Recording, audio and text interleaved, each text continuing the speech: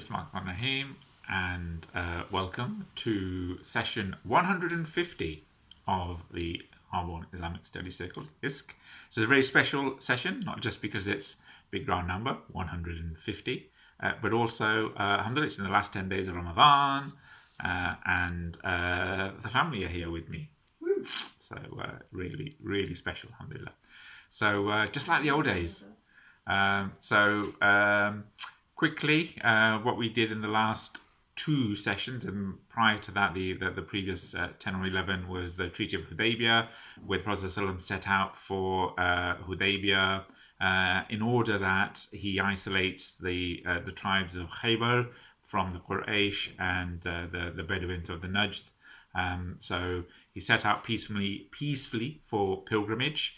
And then multiple negotiations happened with the Quraysh as they camped in Hudaibiyah, and 10-year peace treaty was signed, and they returned to Medina.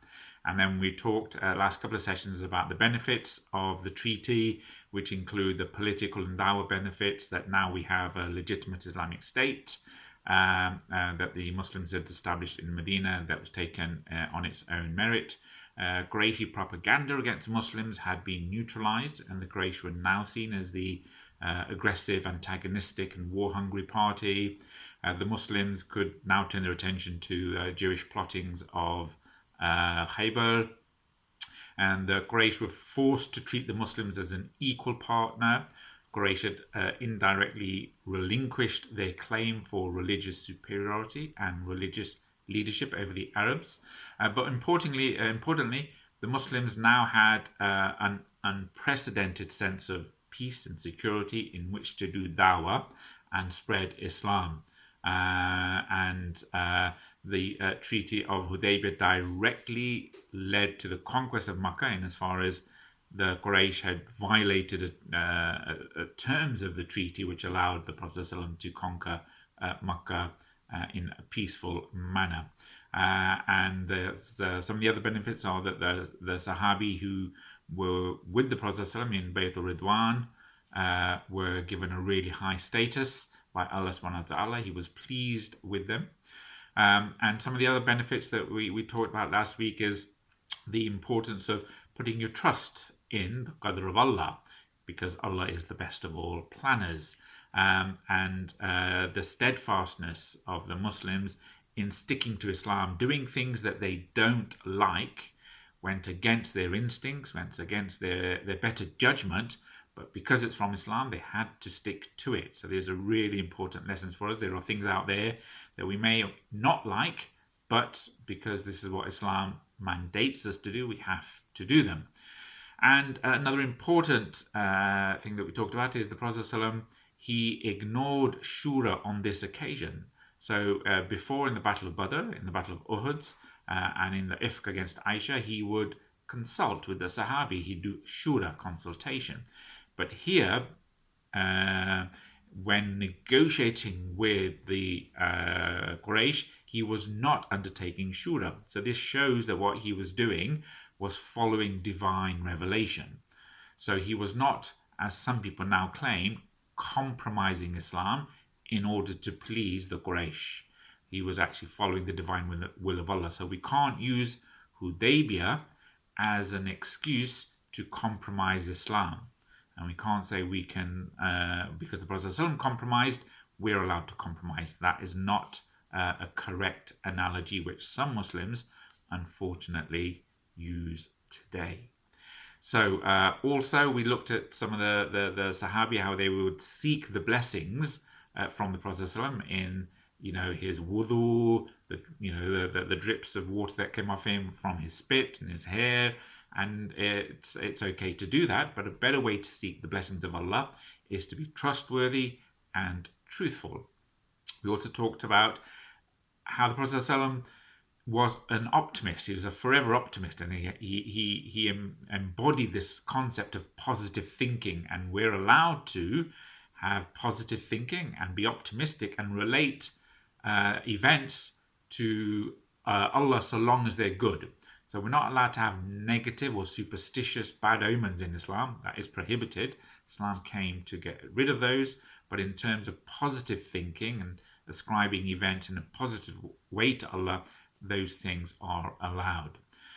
We talked briefly about some fiqh issues around standing up for visitors is permissible in certain cases, and again being aware of things like minor shirk, ascribing phenomena to other than Allah. So in Hudaybiyah, it was around the rain being associated with certain stars, and again, but in our context, it's like taking paracetamol or taking some medicines. The cure isn't in the medicine. The cure, the shifa, is from Allah, who does it through the medicine. So it's an important distinction. Also, we learn that the Khalif, or the head of state, can enter into peace treaties, especially with his enemies. We also learned that as a general principle, cursing and swearing is not allowed. But the Prophet ﷺ didn't rebuke Abu Bakr when he gave a very vile curse during negotiations. Also, there are dispensations permitted during Hajj and Umrah for medicinal reasons, and when from a legal point of view, so for any lawyers out there, it's permitted to stick to the letter of the law, or you have to stick to the letter of the law, even if some of your actions may go against the spirit of the law. And that was when the Prophet ﷺ, he allowed the female immigrants from Mecca to stay in Medina. So he was sticking to the letter of the law, if not the spirit of the law. And also we spent some time last session looking at the hypocrisy of some of the enemies of Islam, the enemies of the Prophet ﷺ in those days, and especially nowadays. In those days we had the shallow slogans of the Quraysh, but these were exposed by the Prophet ﷺ through this Treaty of Hudaybiyah. He showed how they claimed to be leaders of the Arabs, they claimed to be tolerant and religiously tolerant, yet this was, as I say, laid bare through Hudaybiyah. Likewise, nowadays you've got people claiming to live by the modern slogans of freedom of speech, freedom of wealth or ownership, freedom of religion, personal freedom. But again, when it comes to Islam or the Muslims, they would gladly sacrifice all of these freedoms against the Muslims. So again, it's our job to be aware of these things and to highlight these hypocrisies. And again, there you got people who claim to hold on to the rule of law, to be transparent and tolerant societies or peace-loving nations that strive for democracy everywhere. Yet you can break down each one of these claims that they say that these are their fundamental values as being incorrect. So these are some of the lessons that we can learn from Hudaybiyah and apply them in our time today. So again, it's 150 sessions we've been doing, alhamdulillah. Allah's permitted us on the Seerah. Quite a few left, inshallah. May Allah allow us to complete the Seerah. The next big topic will be the Battle of Khabr. Also, the letters that the Prophet ﷺ sends to the various rulers of the world at the time. Then there's the compensatory Umrah, Umrah al-Qadha.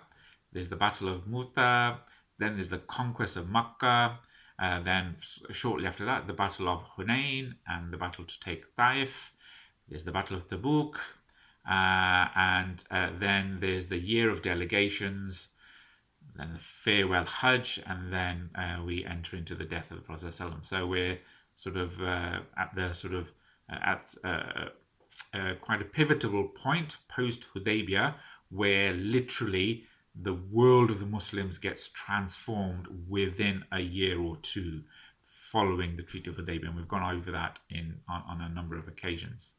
So a couple of short stories today, inshallah. That are pre-Khabr and the post-Hudaybiyah period. One of them is important for some reasons for doctors and nurses and people who practice medicine, because there's a lot of lessons from that. So this was surrounded. This is related to a group of 8 people who were from Uqal, from the tribe of Uraynah, a Bedouin tribe. They came to the Prophet ﷺ. They were poor. They were sort of destitute. They came to the Prophet ﷺ and they claimed to become Muslims, or they embraced Islam. And because they were poor and destitute, they were housed in a special place in Medina. Where is that? Where are these types of people kept? Well, they're kept in a sufa, and we talked many months ago about the people of a sufa, the il sufa, the people who lived at the back of the mosque in Medina. So these people are housed in a sufa, and they're going to be classified as il sufa if they stay there long enough and they learn about Islam. But then whilst they're there, they became ill, and then they claimed that the climate of Medina didn't suit them. So they went to the Prophet ﷺ and said, Allah's apostle, give us some milk. So the Prophet ﷺ said, and they also complained that they didn't like the environment that they're in. They're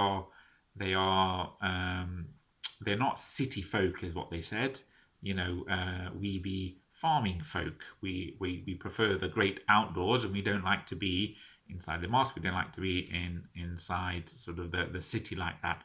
So the Prophet ﷺ took all that into account, and the fact that they were ill and their colour had changed. So he said that they could go out with their shepherd, with the Prophet ﷺ's shepherd, to a plain just south of Quba, where they would take the camels for grazing. So he said they could go there and they could set up their camp there.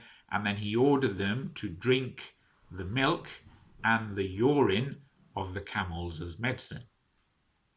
Yes, you may frown. But whilst camped there, they drank the milk and the urine of the camels, and they got better. And they became healthy, and they became fat, and their colour had changed.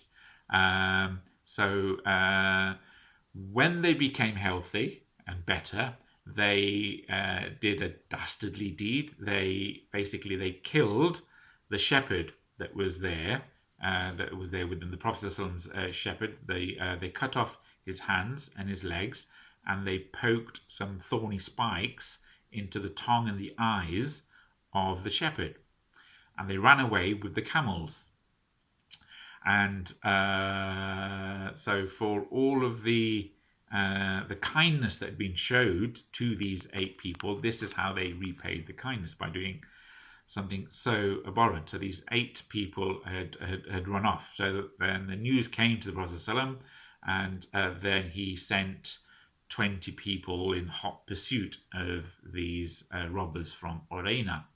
So they caught the robbers, they recovered all the camels except the one, and these 8 captives were then brought to the Prophet ﷺ. And Prophet then, it said on this occasion that one of the verses in Surah Al-Ma'idah was revealed that refers to highway robbery, or waging war against Allah and His Messenger.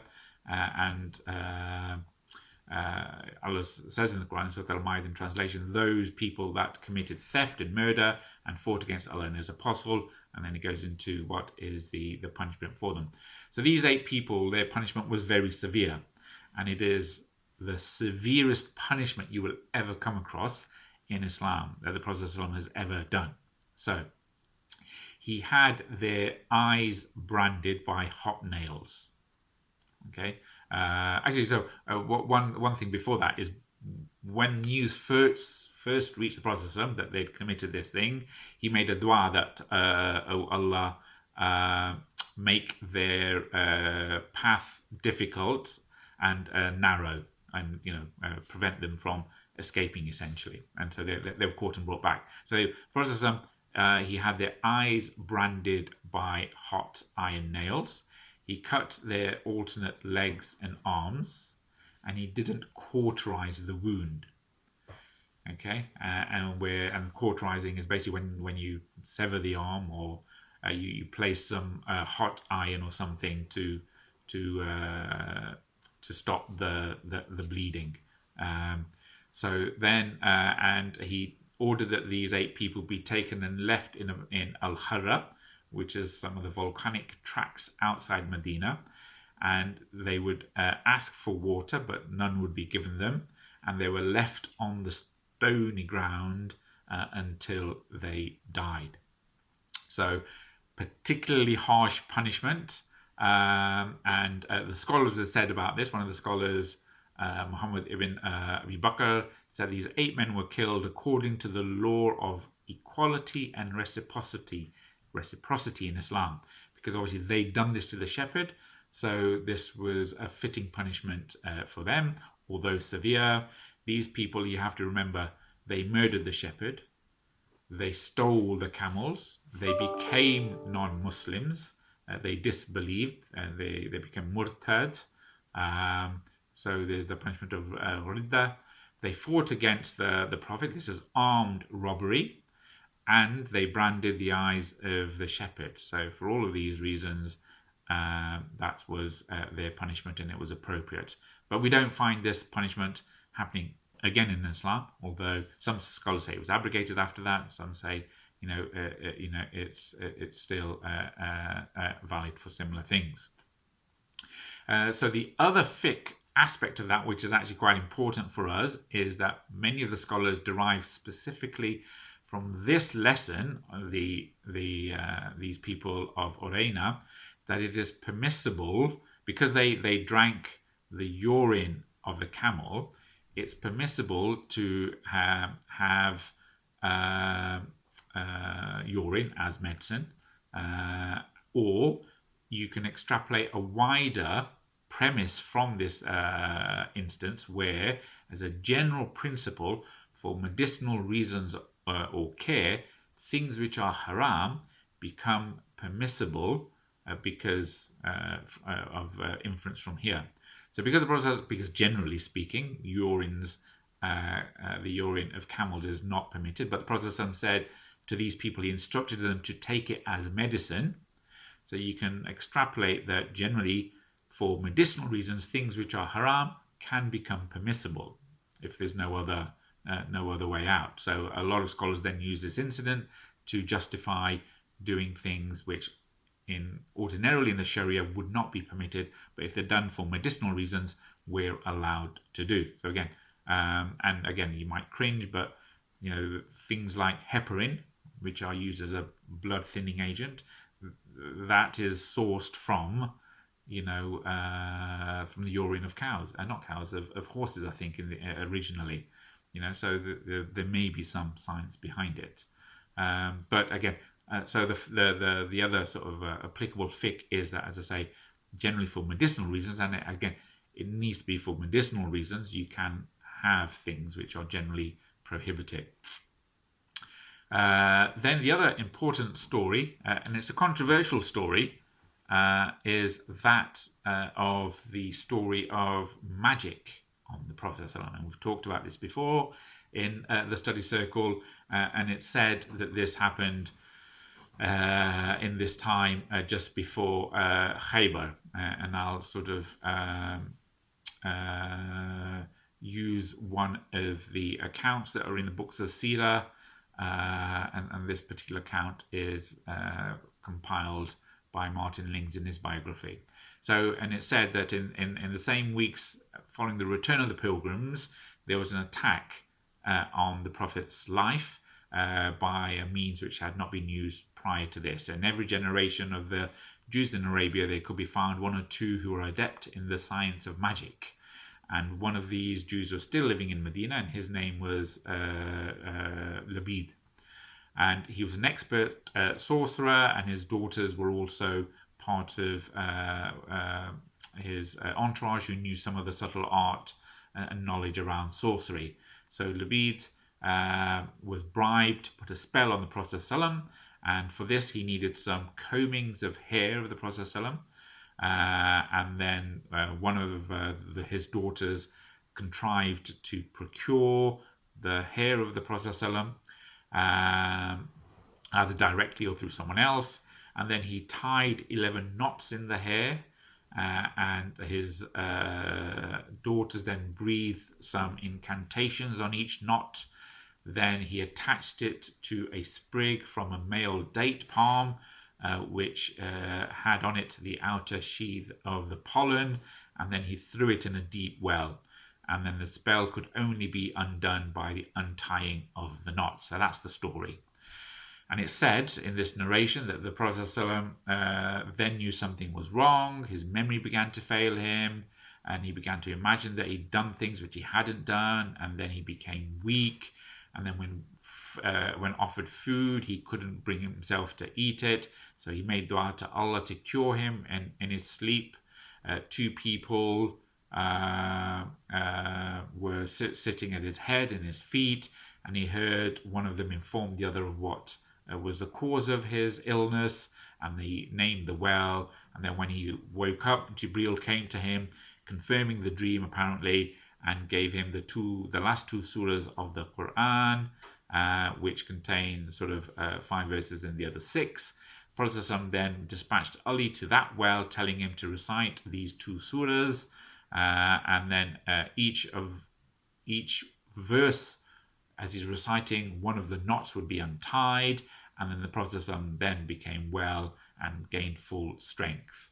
And then the Prophet ﷺ ordered the well to be filled up, and another one dug nearby, and he sent for Labid, who confessed to do this for the sake of some money, but the Prophet ﷺ didn't do any action against him. And obviously the surahs are, in translation, say, I take refuge in the Lord of the daybreak, from the evil of that which he hath created, and from the evil of the dusk when it dims into night, and from the evil of the women who breathe upon the knots, and from the evil of the envier when he envies. And the second one is obviously the last surah, I take refuge in the Lord of men, the King of men, the God of men, that from the evil of the stealthy whisperer, and who whispers in the breasts of men, from jinn and from men.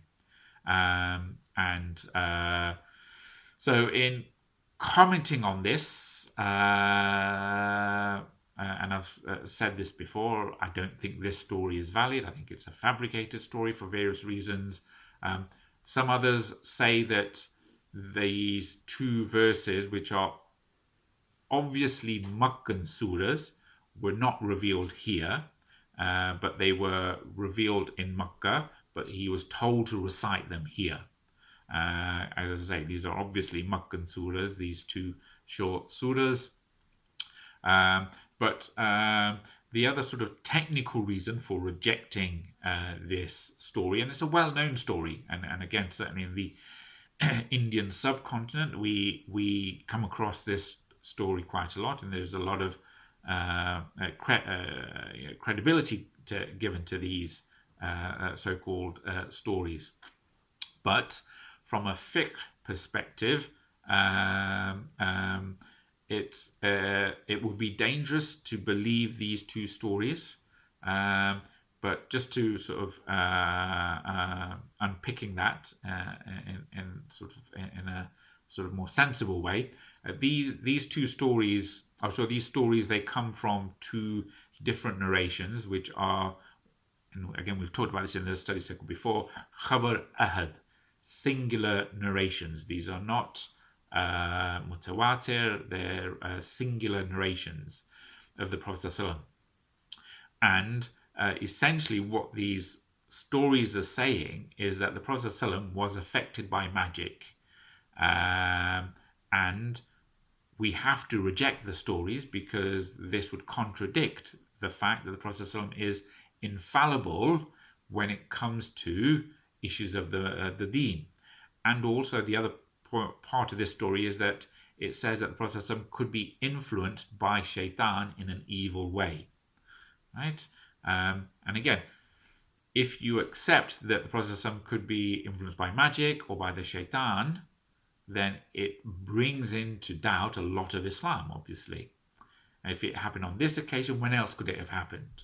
And again, this is the premise of, we talked again about this before, the satanic verses, where it said allegedly that the Prophet ﷺ inserted under the whispering of shaitan 2 verses into the Quran.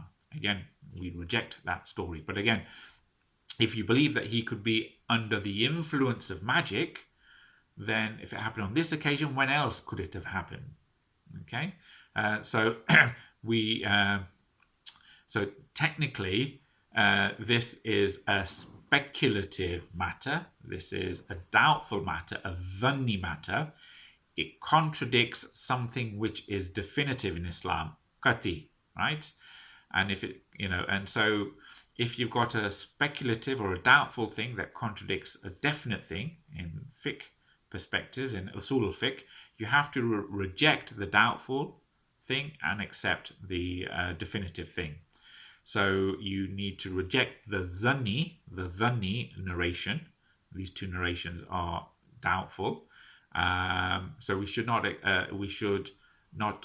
accept the principle that the Prophet ﷺ is masoom or infallible, and therefore reject these narrations, and for various reasons. We'll come on to that in a second. And that is that the authenticity of these two narrations, that the Prophet ﷺ was influenced by magic, are themselves doubted by scholars. Again, we've talked about the chain of narrations in the past, but again, just to technically, briefly dissect these here, one narration is from Aisha, the other from Zayd bin Arqam. So the first one, the chain of narrations, again, it's Khabr Ahad, it's a singular narration. It leads all the way back from Hisham to his father Urwa to Aisha. And basically, the scholars of hadith have said that we can take it back to Hisham with some confidence, but there's no way to verify that Hisham heard it from Urwa, since he's the only one to attribute it to him. And if we accept that Hisham did relate it from Urwa, we cannot be sure that Urwa heard it from Aisha, since he is the only one to attribute it to her. Hisham was a resident of Medina, although he later moved to Iraq, where he died. Imam Malik was also from Medina, takes many quotations from him, but does not quote this one.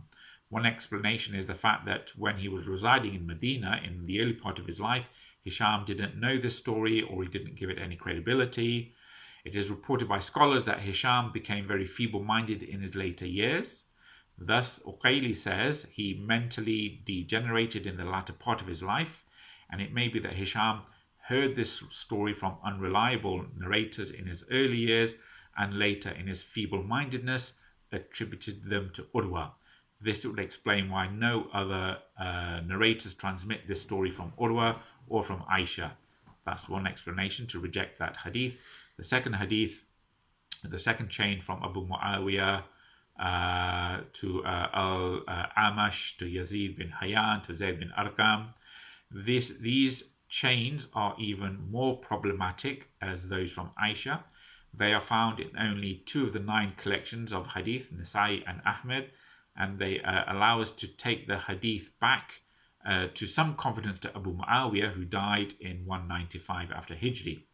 And we have only his word that Al-Amash, who died in 147, narrated the same story, and that it is true about Yazid and Zayd bin Arqam.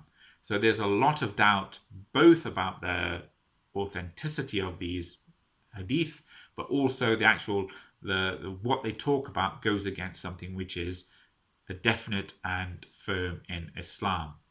And so concluding, these stories that are mentioned in some books of hadith, we should reject them, partly because they contradict the Quranic promise that Allah will protect the messenger, and partly due to the weakness of the chain of narrators. So there's a doubt in both the text and the transmission. So therefore, we should reject this story, even though it's popular, that the Prophet ﷺ was influenced by magic. Okay. Moving on to the story, and again, last time I did this in Study Circle was in November 2011, and it's the story of Salamah bin Al-Akwa. So This followed a skirmish outside involving the platoon from Bani Fazarah, right? And the incident happened near Abu Qatadah, which is a reservoir about a day's journey from Medina. And according to the majority of the scholars, this incident of Abu Qatadah took place 3 days before Khabr. So I'll just put it here, inshallah, we'll start Khabr next week. So it's been narrated in the first person by Salamah bin Al-Akwa, and he's the hero of the battle.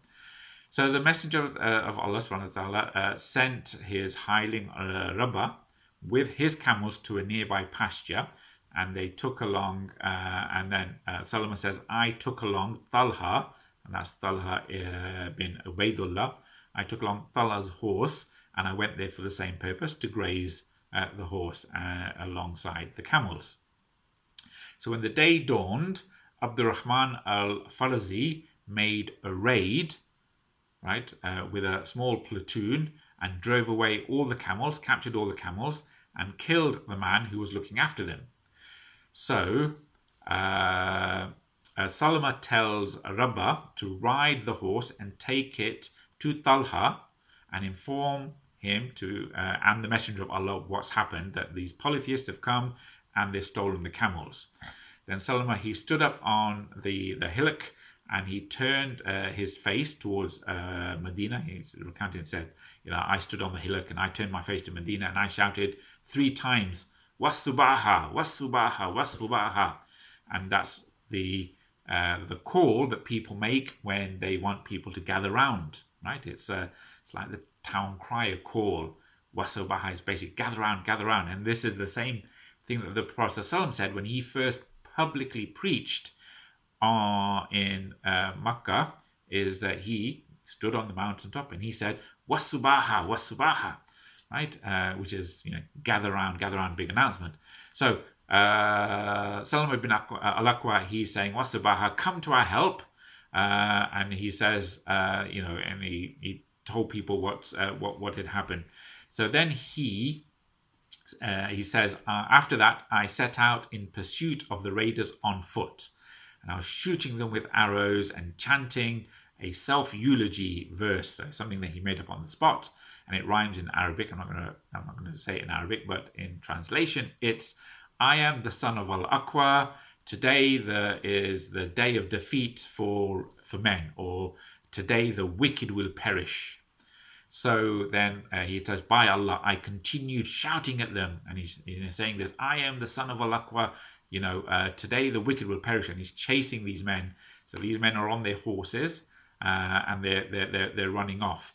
And so then he's chasing them, and then whenever a horseman would turn upon him, he would hide behind the tree and sit at its base, and then he would shout at him, he would shoot at him, and then get the horseman, and then he'd hamstring the horse. And then he'd say his self-eulogy, take it, I'm the son of Al-Akwa, today the wicked will perish. And then he'd chase the other people, so he'd pick them off one by one. So he's chasing them and he's taunting them between the trees, and then he says that they entered into a narrow mountain gorge, and so he ascended the mountain, and then he tried to hold them at bay by throwing rocks and stones down at them so they can't go through. So then he says, I continued chasing them this way until I got all the camels released and no one was left behind. So basically he's chasing them and hounding them and shooting arrows at them until he basically gets all the camels released, and then he ties them up. And then he says, they fled in all directions, and I was following them and shooting at them and continually until they started dropping more than 30 mantles and 30 lances in order to lighten their burden. So they're on their horses, they're running away, and he's on foot chasing them, right? And he's catching up with them, right? And so to lighten their load, they're basically, throwing off all their armor and their lances and to lighten their burden. So then he would gather up the things and put a stone on them, so that the Prophet ﷺ, when he's in, catching up with them, he can see that these aren't random things. They've been placed there, so the Prophet ﷺ and the companions can recognize that this is essentially ghanima or booty, right? So it's not some random things that are left. So he gathers them, puts a stone on them, so it shows that it's purposeful. So then he carries on, and so these guys, they went on and they came to a narrow valley and they sat down to eat something, and then I sat at the top of a tapering rock, and then 4 of them tried to ascend the mountain, coming towards him because they could see him, and I told them that who I am. It says, "Do you not recognize me?" They said, "No. Who are you?" And then he goes, "I am Salamah, the son of Al-Akwa, and I can kill any of you, but none of you can kill me." Again, he's taunting them.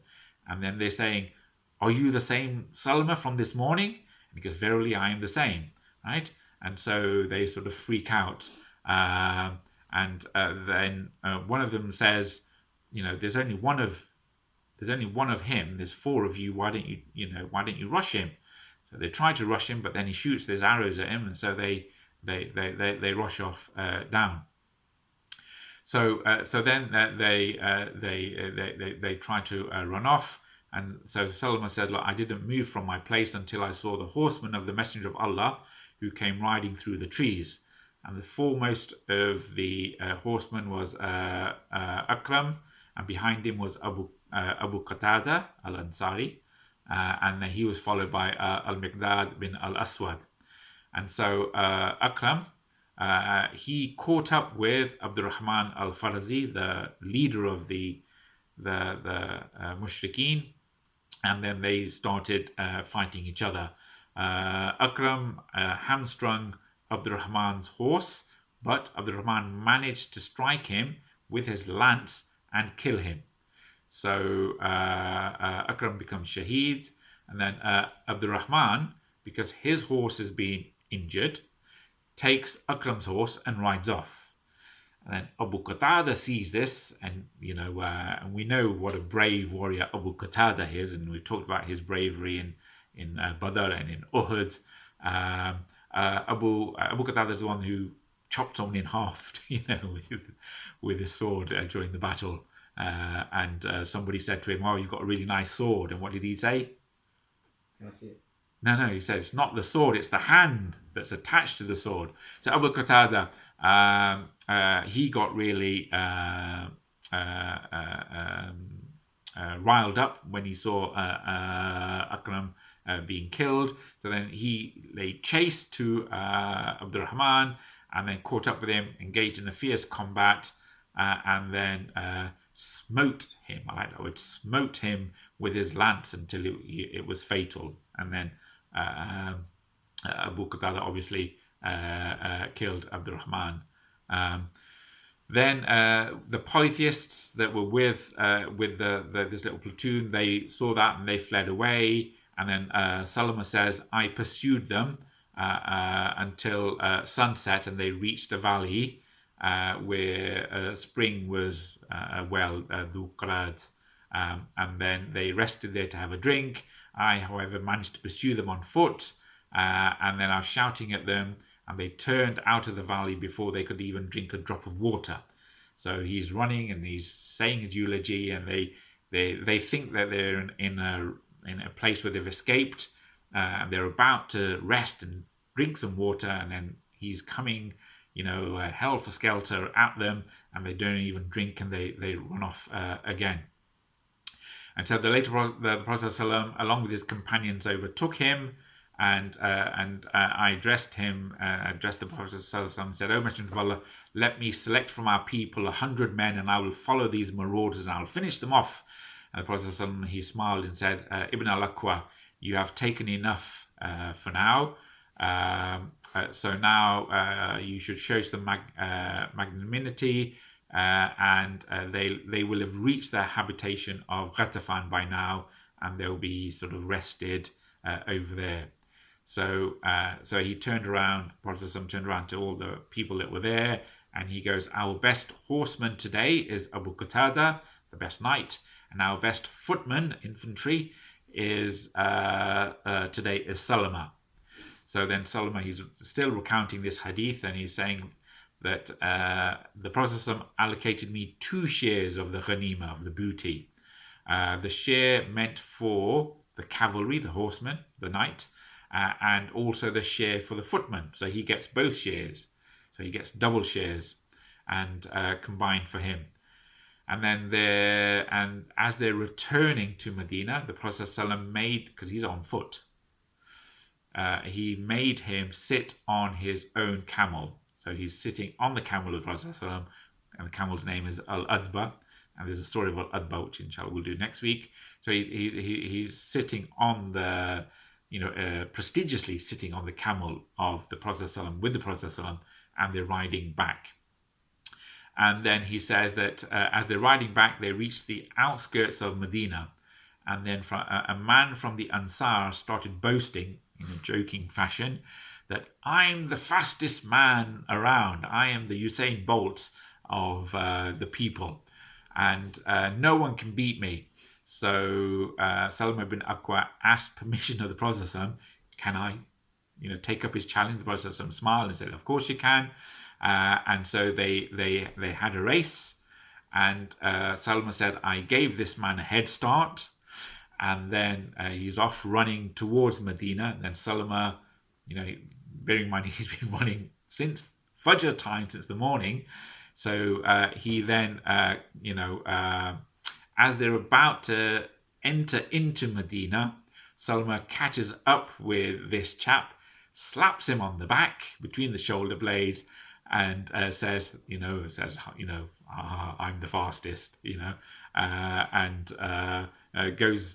takes the checkered flag, takes the ribbon, goes into Medina, and the other chap says, yeah, indeed, you are the fastest. So that's the story of Salamah bin Al-Akwa, and it's a nice story. And again, you can sort of see how you could make a movie out of that in terms of the way in stealth he's running and chasing single-handedly, giving these marauders a run for their money. So sort of much more adept than your Jason Bournes or your Liam Neesons. These are your proper heroes who actually did it, and again managed to preserve these stories. So they're the 3 things I just wanted to talk about today in the post-Hudaibiyah, pre-Khabr instances. So I'll finish there, inshallah. So that's, as I say, 150 sessions of the Seerah done. So may Allah allow us to carry on, continue, and get to the end of the Seerah. And it might take us another couple of years at this rate, inshallah. But we just be thankful that Allah's given us the ability to go through and study and learn and get close to the Prophet ﷺ through these stories. Do make dua for the ummah, do make dua for us, that hopefully we can get the best out of Ramadan, and Allah allows us to taste the sweetness of the next Ramadan as well, inshallah. Keep us together as a wonderful ummah and as a family, and again, do take care, and I'll finish there, inshallah. Bismillah. والعصر إن الإنسان لفي خسر إلا الذين آمنوا وعملوا الصالحات وتواصوا بالحق وتواصوا بالصبر. Jazakallah khair. Thank you for listening.